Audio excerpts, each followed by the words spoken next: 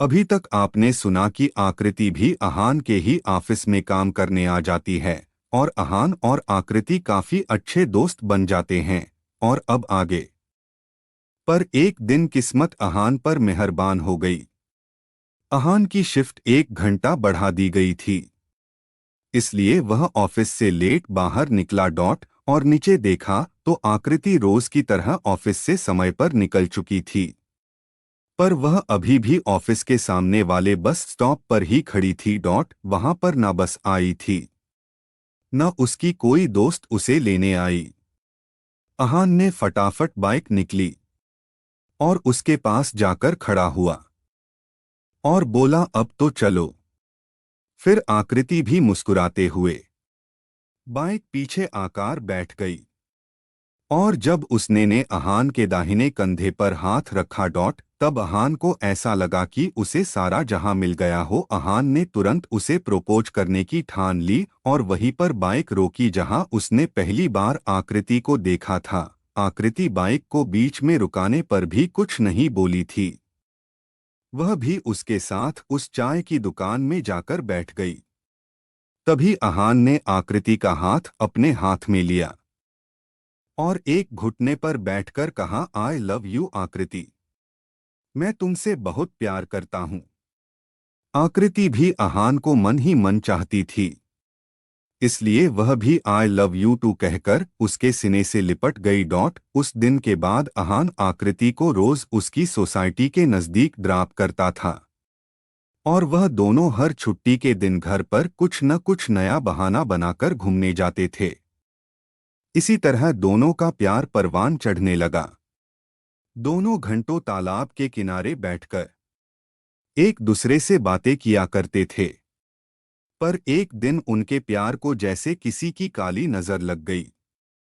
आकृति के मामा ने उसे अहान के साथ बाइक पे घूमते हुए देख लिया था और जब दूसरे दिन आकृति जॉब पर पहुंची तब उसने दिन भर अहान से बातें नहीं की। वो दिन भर आकृति की तरफ ही देख रहा था, पर आकृति ने उससे नजरें नहीं मिलाई। पर अहान ने उसकी आंखों में नमी देख ली थी। शाम को पार्किंग एरिया में आकृति अहाना का ही इंतजार कर रही थी और जब अहान ने उसे देखा तो वह दौड़ते हुए उसके पास गया।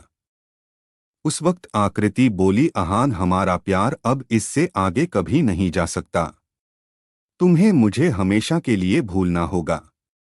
अहान की आंखें भर आई थी। उसने पूछा, पर क्यों?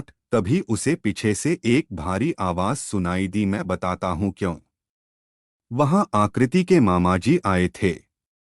वह बोले, मैंने कल आकृति को तुम जैसे 2 रुपए वाले लड़के के साथ बाइक पे घूमते देखा था।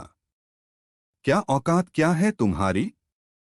मैंने उसकी शादी एक अच्छे परिवार के लड़के के साथ तय की है और तुम ठहरे एक अनाथ।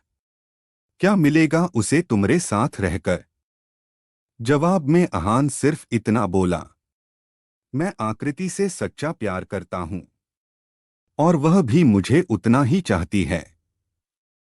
आकृति सब खामोशी से सुनते हुए नीचे जमीन की तरफ देखकर फुट फुट कर रोने लगी। वह अपने मामाजी के डर से अहान से आंखें भी नहीं मिला रही थी। कुछ ही देर में आकृति के मामाजी उसे वहां से ले गए। और बेबस अहान उसे बस देखता ही रह गया। जब अहान अगले दिन ऑफिस पहुंचा तब उसे पता चला कि आकृति ने ऑफिस छोड़ दिया है। फिर उस दिन से अहान जैसे अंदर से टूट गया था। उसका काम में मन नहीं लग रहा था और कुछ दिनों बाद उसने ने भी ऑफिस आना बंद कर दिया।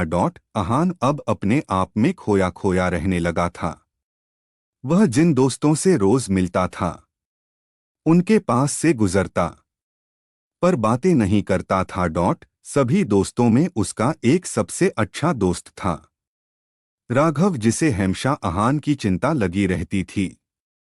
राघव को अहान को तकलीफ में देख नहीं सकता था, इसलिए वह एक रात को उसके घर पर गया। पर वहां 12 बजे तक इंतजार करने पर भी अहान नहीं आया। फिर उसने पड़ोसियों से पूछताछ की। उन्होंने बताया कि आजकल वह कभी कभी ही घर आता है और जब भी आता है तब नशे में धुत होता है।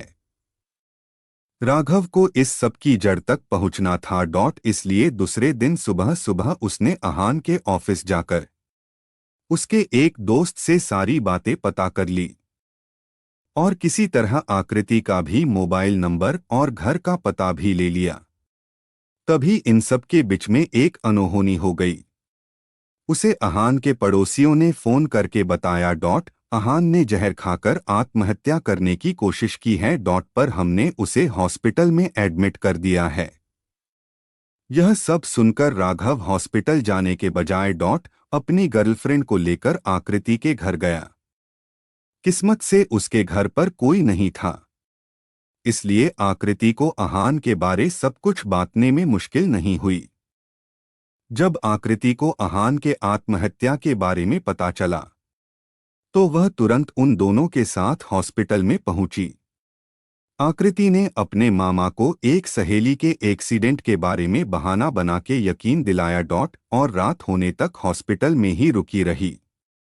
और जब अहान ने आंखें खोली तब वह रोते हुए उसके सीने से लिपट गई और बोली, मैं भी तुम्हारे बिना अब जी नहीं सकती अहान।